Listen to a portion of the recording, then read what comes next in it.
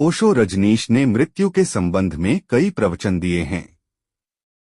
मृत्यु और उसके बाद के जीवन के रहस्य का भी खुलासा किया है।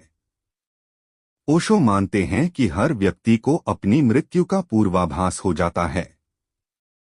किसी को बहुत जल्दी तो किसी को मरने के कुछ दिन पूर्व ही इसका आभास हो जाता है। आओ जानते हैं इस संबंध में उनके प्रवचनों के कुछ अंश। योग के शरीर विज्ञान के अनुसार व्यक्ति के शरीर में 7 चक्र होते हैं। पहला चक्र है मूलाधार और अंतिम चक्र है सहस्त्रार, जो सिर में होता है। इन दोनों के बीच में 5 चक्र और होते हैं।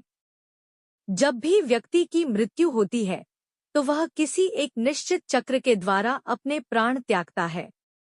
व्यक्ति ने किस चक्र से शरीर छोड़ा है वह उसके इस जीवन के विकास को दर्शा देता है।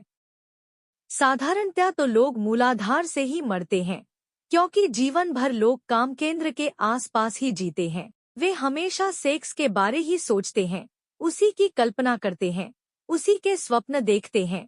उनका सभी कुछ सेक्स को लेकर ही होता है, जैसे कि उनका पूरा जीवन काम केंद्र के आसपास ही केंद्रित हो गया हो। ऐसे लोग मूलाधार के काम केंद्र से ही प्राण छोड़ते हैं। लेकिन अगर कोई व्यक्ति प्रेम का उपलब्ध हो जाता है और कामवासना के पार चला जाता है तो वह हृदय केंद्र से प्राण को छोड़ता है। और अगर कोई व्यक्ति पूर्ण रूप से विकसित हो जाता है, सिद्ध हो जाता है, तो वह अपनी ऊर्जा को, अपने प्राणों को सहस्त्रार से छोड़ेगा। और जिस केंद्र से व्यक्ति की मृत्यु होती है वह केंद्र खुल जाता है, क्योंकि तब पूरी जीवन ऊर्जा उसी केंद्र से निर्मुक्त होती है। जिस केंद्र से व्यक्ति प्राणों को छोड़ता है, व्यक्ति का निर्मुक्ति देने वाला बिंदु स्थल खुल जाता है। उस बिंदु स्थल को देखा जा सकता है।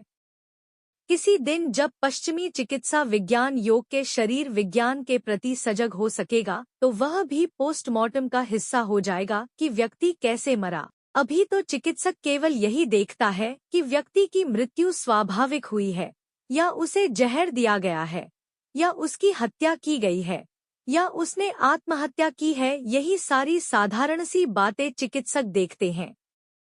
सबसे आधारभूत और महत्वपूर्ण बात कि चिकित्सक चूक जाते हैं, जो कि उनकी रिपोर्ट में होनी चाहिए, कि व्यक्ति के प्राण किस केंद्र से निकले हैं, काम केंद्र से निकले हैं, हृदय केंद्र से निकले हैं, या सहस्त्रार से निकले हैं।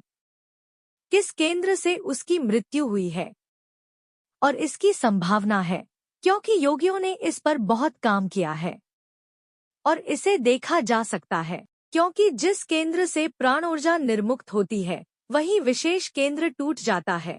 जैसे कि कोई अंडा टूटता है और कोई चीज उससे बाहर आ जाती है, ऐसे ही जब कोई विशेष केंद्र टूटता है तो ऊर्जा वहां से निर्मुक्त होती है। जब कोई व्यक्ति संयम को उपलब्ध हो जाता है तो मृत्यु के ठीक 3 दिन पहले वह सजग हो जाता है कि उसे कौन से केंद्र से शरीर छोड़ना है।